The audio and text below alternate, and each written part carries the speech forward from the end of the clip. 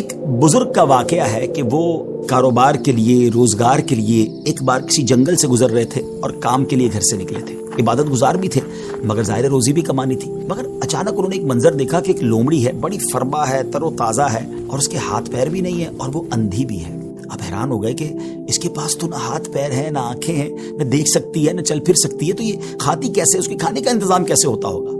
اسی شش و پنج میں تھے، آپ بیٹھ گئے. اچانک آپ نے دیکھا کہ زمین شک ہوئی اور دو پیالے نکلے، ایک شہد کا اور ایک دودھ کا.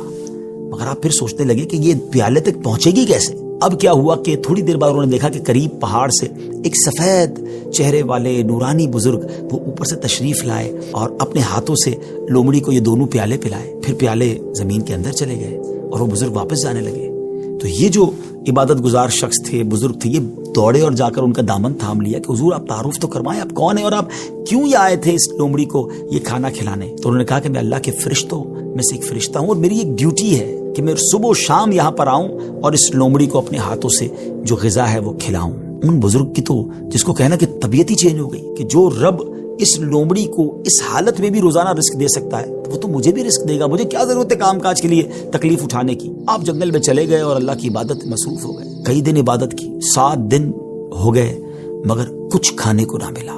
بھوک سے برا حال ہو گیا. اللہ کی بارگاہ میں فریاد کی، میرے مالک مجھے بھی تو کوئی لقمہ غذا عطا فرما. اب بھوک برداشت کرنے کی طاقت نہیں ہے، یا میری روح قبض کر لے. اللہ کی طرف سے یہ ارشاد ہوا، یہ پیغام ملا کہ اے میرے بندے اپنے ہاتھ سے کماؤ، کسب حلال کرنا ہے، کوشش کرنی ہے، خود بھی کماؤ اور محتاجوں کو بھی کھلاؤ. جب اللہ کریم کی طرف سے یہ حکم ملا تو پھر ان بزرگ نے کیا کیا؟ پہاڑ سے اتر گئے اور پھر اب طلب معاش میں اپنے کام میں لگ گئے، کمانے لگے.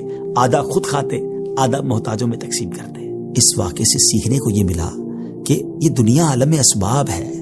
توکل یہ نہیں ہے کہ بندہ گھر میں بیٹھ جائے کہ بس اللہ روزی دے گا. یقیناً رب روزی دینے والا ہے مگر اسی نے اس دنیا میں اسباب بنائے ہیں اور ہمیں اپنے ہاتھ سے کام کرنے کا بھی حکم دیا گیا ہے. تو کوشش کرنی ہے. ہاں، کوشش کر کے جو اسباب اختیار کیے اسی کو سب کچھ نہ سمجھیں کہ چونکہ میری دکان ہے اس لیے مجھے رزق ملتا ہے. نہیں، رزق جو ہے وہ رب عز و جل عطا فرمانے والا ہے. رازق وہی ہے، بھروسہ اس پر ہو، اسباب پر نہیں. لیکن توکل کو اس طرح نہ سمجھے کوئی کہ جناب اب کچھ کرنے کی ضرورت. تعریف توکل کی یہ ہے کہ ہمیں اسباب اختیار کرنے ہیں مگر خالق کے اسباب پر بھروسہ کرنا ہے. تو امید ہے کہ بہت ساری باتیں سمجھ آ گئی ہوگی. وہ رب سب کو رزق دیتا ہے، وہ ہمیں بھی دے گا.